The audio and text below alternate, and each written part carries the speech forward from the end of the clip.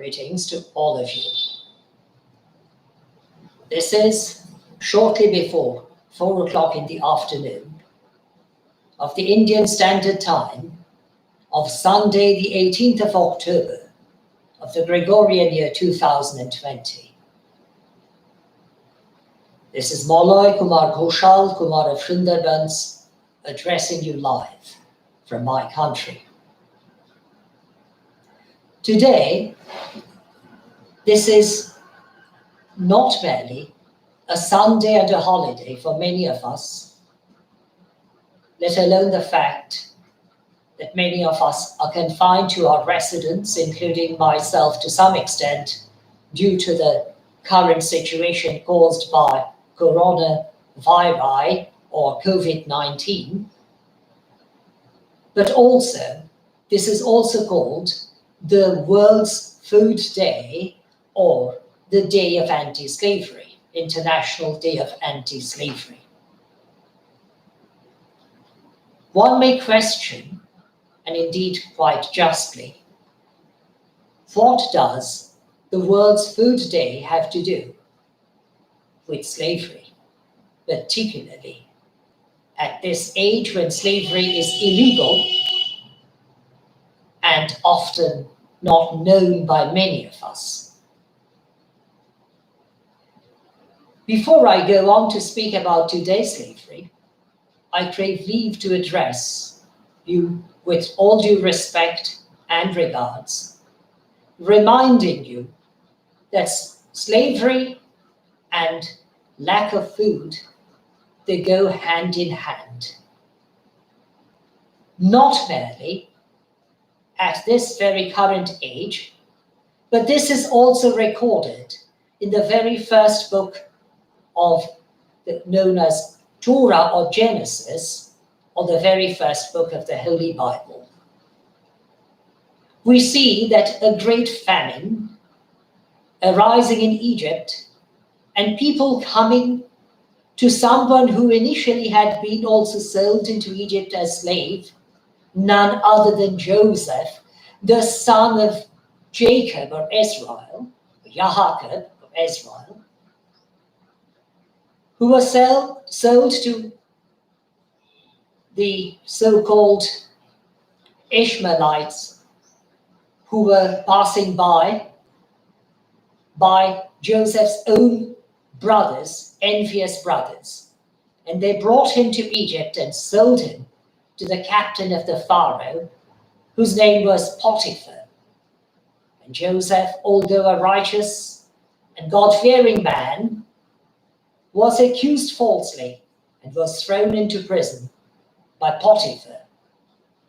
And Joseph, interpreting the dreams of the butler and the baker correctly, won favor in their sight to some extent, or at least to the sight of butler, who was restored to office, unlike the baker who was hanged, condemned to death on the third day. And later, same Joseph's, becoming the interpreter of Pharaoh's dreams about famine, became the very second officer in command in Egypt after Pharaoh himself. And Joseph would be considered to be someone like the Prime Minister or even the Secretary of State of our current age. But the importance of this era is that Joseph, being a very unselfish and humane person, allowed those people who wanted to sell themselves as slaves, instead of dying in hunger, and allowed them to keep their land for themselves, not as owners, but even as enslaved people, giving only a fifth to Pharaoh and retaining the 4/5 for themselves, and thus being alive. Tragically enough, in today's world, we do not have too many Josephs who are so unselfish, so wise, and so discreet in some extent, if I may say so, whose wisdom is used in order to serve others. But in today's world, people are enslaved, even though they do not want to be enslaved. While I'm addressing to you, my most respected friends, my most beloved and dear viewers of this video, tens of thousands of people are being enslaved. They're trafficked and enslaved illegally. Only today, only this afternoon, shortly I began considering the necessary of broadcasting. I watched a video which clearly showed that girls are being enslaved in various countries, even exposed to severe immorality. Boys are enslaved, even in my own country, if I may use the expression with all due regrets, with all due sadness, with all due despair. Women are being enslaved,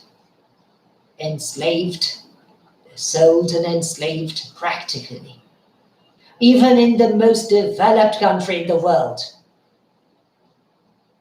which boasts itself to be a superpower, perhaps the superpower of the current age. Slavery does exist today. In Joseph's days, people sold themselves into slavery because they wanted to survive, because the famine was so grave and so great, I should say, so greatly deadly, greatly fatal. It was indeed so grave. In today's world, there is sufficient food to share with others.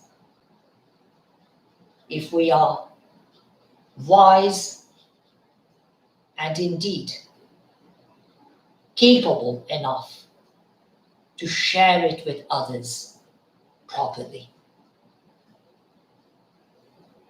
Unlike Joseph's days, the famine in the world is not as great as it used to be, even some 5 decades ago in various parts of the world. But the famine killing so many people in certain countries is far more severe than the world ever viewed in the past or witnessed in the past.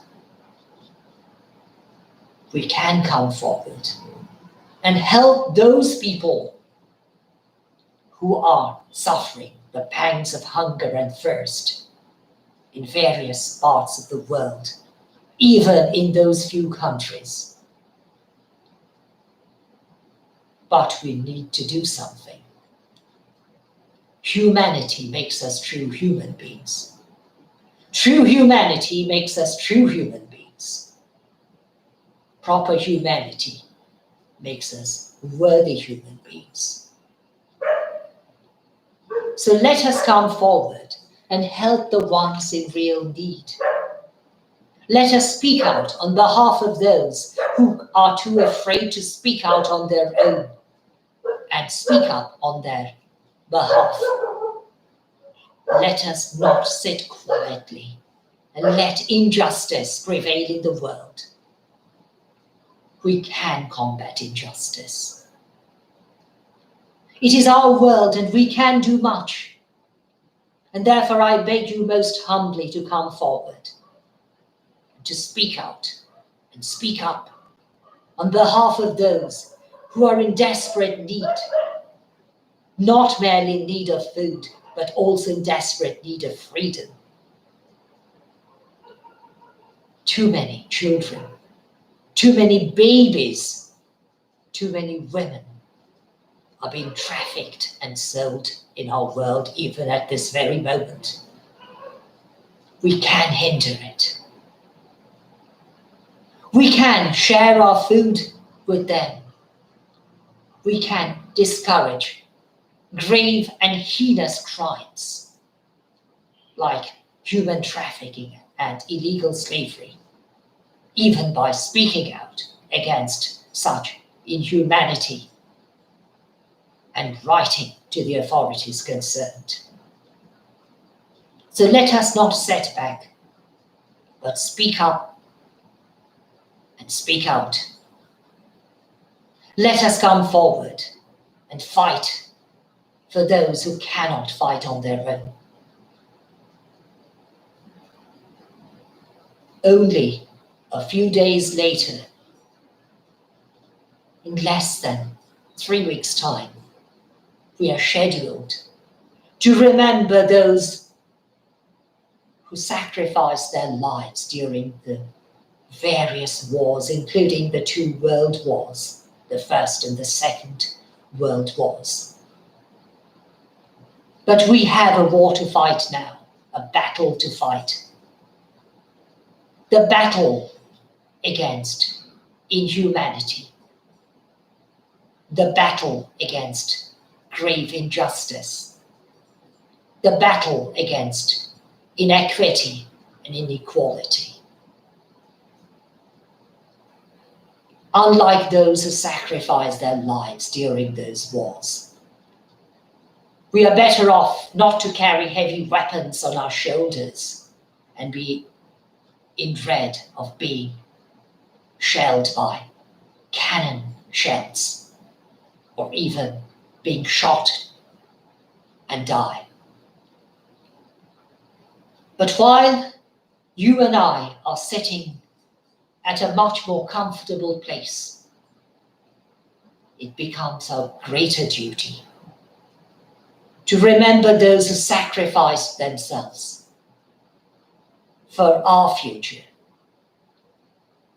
and for the future of the generations to come, even their children and their descendants and their children's children, to come forward and realize the sacrifices they made on our behalf.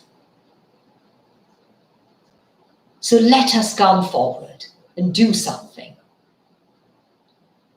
As I often sigh and say, the world produces enough for everyone's need, but it can never produce enough for anyone's greed. So let us sacrifice even the little we can afford to sacrifice, remembering that drops of water, even little drops of water, form the enormous and deep ocean, the enormous and the very, very firm land, the grains of sand which form such enormous land, upon which we build our houses and homes. But my most dear and respected viewers of this video, nothing comes out of nothing, and nothing can change our world unless we come forward. Therefore, I beg you once again, most humbly, with all due respect, to come forward and help the ones in need, to speak out on behalf of the enslaved, even the victims of the heinous crimes of human trafficking and illegal slavery.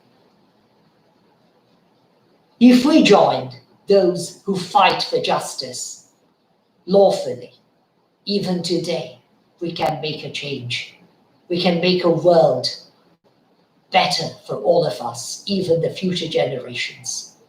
We can bring our world a step forward to a better future for all of us.